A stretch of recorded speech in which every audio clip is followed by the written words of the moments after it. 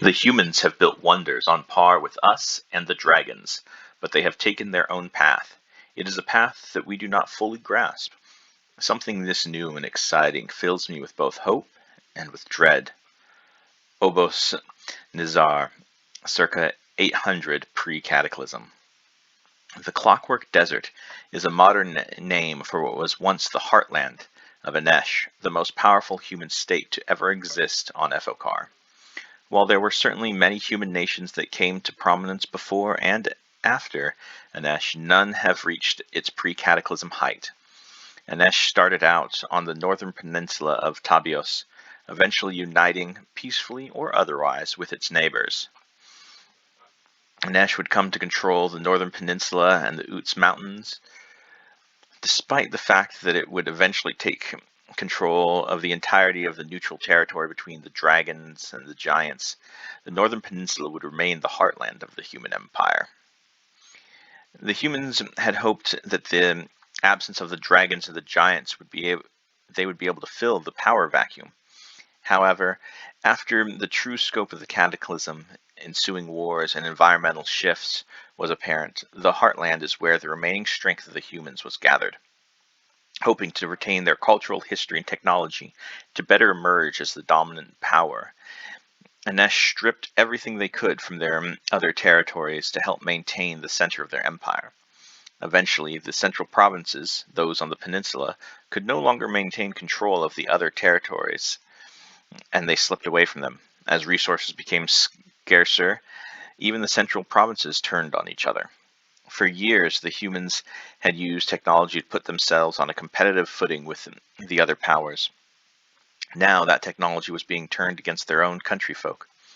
Before the cataclysm, Anesh had developed to the fantasy equivalent of the early to mid-industrial revolution.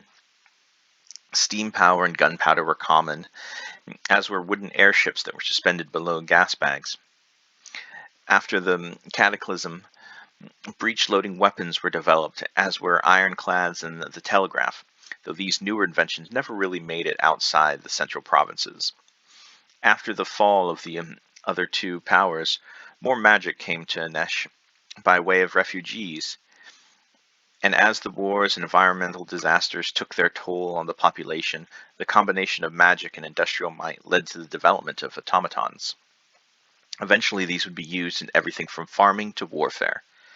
Gradually, the sentient population died out, and all that was left were the machines. Due to their programming, they continued their objectives, be it farming, repair, or warfare. The combat automatons had been designed to attack the other central provinces and to defend against them with no other consideration to victory. And so they kept fighting. Without any new objectives, though, they had to keep fighting to accomplish this. They couldn't win, or the fight would end.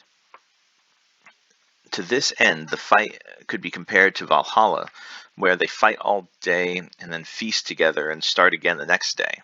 Except instead of feasting, they repair each other and build new bodies out of scrap.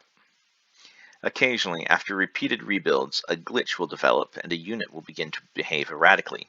This glitch is the unit developing sentience. When this is discovered, the unit is destroyed. This is done not out of fear or prejudice, but simply because the unit is not operating to spec and can't be quote-unquote repaired. On rare occasions, these units will realize what is going on, and on even rarer occasions, they will successfully escape or hide. It is from these few cases that Ethokar gets its Warforged. While the northern peninsula was never the most fertile land on Ethokar, it is not actually deserts. Most of the land would be considered chaparral or steppe. The humans made ample use of irrigation to support themselves, but those systems broke down with the reduction in population and rise of warfare. The constant battles between the automatons give much of the landscape a no man's land feel that contributes to the misnomer as a desert in modern Ethokar. In recent years, some have tried to explore this lost land, and the few that returned have told horrible tales of a barren landscape where golem-like creatures they have never seen killed their companions with strange weapons. The cities that are left are by and large just ruins except for the industrial sections that are still used, as the automatons have no need for the rest. There are a few maintenance units that haven't been destroyed that wage a futile campaign repairing the cities. If one could make it to these cities, they would still find ample wonders of a civilization long gone.